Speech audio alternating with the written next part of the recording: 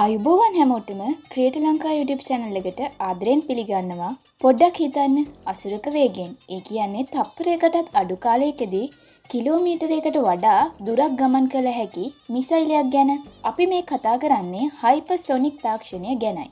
සරලවම කිව්වොත් මේක ශබ්දයේ වේගය වගේ 5 ගුණයකින් වේගවත්. මේ වගේ වේගයකදී අවට තියෙන වාතය ඉතාමත් ඉහළ තාපයක් ගන්නවා. මේ වගේ තියෙන විශේෂිතම ලක්ෂණයක් තමයි මේ මිසයිලේ ගමන් කරන අතරතුර මිසයිලේ දිශාව ඕනෑම වෙලාවක වෙනස් කරන්න පුළුවන් එක. මේ හේතුවෙන්ම ලෝකයේ තියෙන ඕනෑම ආරක්ෂක පද්ධතියකට මේවා අල්ලන එක අද වෙනකොට ලොකුම අභියෝගයක් වෙලා තියෙනවා. ඉතින් ඔයාලා හිතනවද මෙච්චර දියුණු තාක්ෂණයක් තියෙන මිසයිලයක් ලේසියෙන් හදන්න පුළුවන් වෙයි කියලා? අපි දැන් බලමු මේකේ තාක්ෂණය පිළිබඳව. මේක හදන්න අමාරු වෙන ප්‍රධානතම හේතුව තමයි ඝර්ෂණය. මැක් 5ක වේගයකින් මේ මිසයිලේ ගමන් කරද්දී මේ මිසයිලේ මතුපිට උෂ්ණත්වය සෙල්සියස් අංශක 2000 ඉක්මවනවා. මේක සාමාන්‍යයෙන් යකඩ උණු කරන්නත් පුළුවන් උෂ්ණත්වයක්.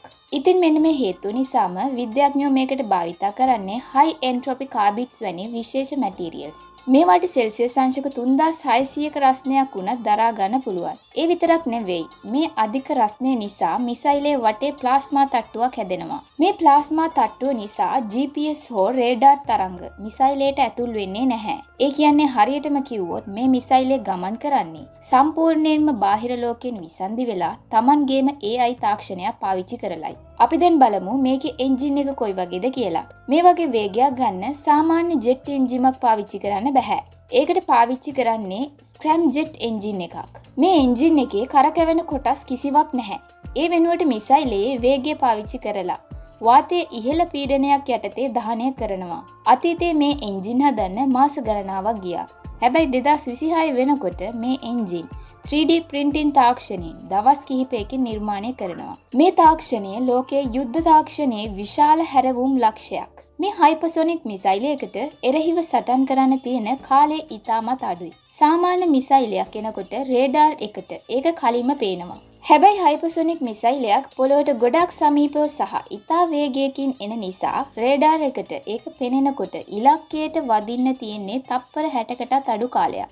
මෙන්න මේ හේතුව නිසාම ලෝකයේ තියෙන ඉතාමත් දියුණු රේඩාර් පද්ධතියකට පවා මේක බිඳ හෙලීම ඉතාමත් අමාරු දෙයක් වෙලා තියෙනවා. මේ නිසාම ලෝකයේ බලවත් රටවල් දැන් ලේසර් ආයුධ තවත් වැඩි දියුණු කරන්න උත්සාහ කරනවා.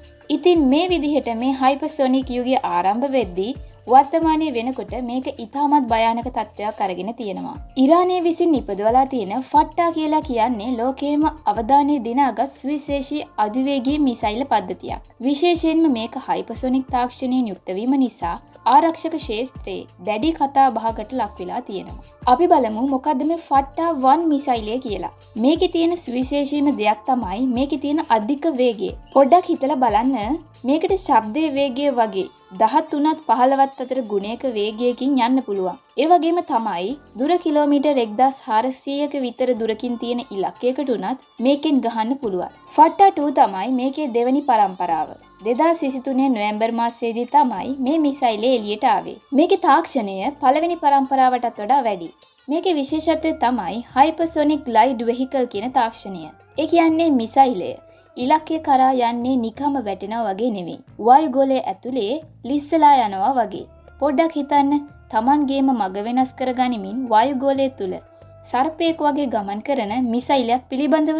සාම්ප්‍රදායික බැලිස්ටික් මිසයිලයට වඩා වෙනස්ව මේක ගොඩාක් පහළ මට්ටමකින් ගමන් කරන නිසා රේඩාර් වලට අහු වෙන්නේ හරිම අඩුවෙන්. ඒ නිසා සතුරා දැනගන්න කලින්ම වැඩේ වෙලා ඉවරයි. දැනට ලෝකයේ තියෙන දියුණුම මිසයිල නාශක පද්ධති වන අයන් ඩෝම් හෝ පැට්‍රියට් පද්ධති වලට පවා මේවා හඳුනාගෙන විනාශ කිරීම ඉතාම අපහසු කාර්යයක් වෙලා තියෙනවා. ඒ වගේම තමයි මේ මිසයිලයට තියෙන ඉහළ නිර්වද්‍යතාවය මේකේ තියෙන විශේෂ අංගයක්. මේ මිසයිල පද්ධතියේ පළමු අදියර සඳහා ඝන ඉන්ධන තමයි භාවිතා කරන්නේ. ඒ නිසා විනාඩි කිහිපයකින් මේක සූදානම් කරලා ගුවන්ගත කරන්න පුළුවන්. පළමු අදියර කියන්නේ මිසයිලේ තල්ලු කරන අවධිය. මේ ඉන්ධන දහනය වෙලා අවසන් වුණාට පස්සේ මේ කොටස ප්‍රධාන අවියෙන් වෙන් වෙලා ඉවත් වෙනවා.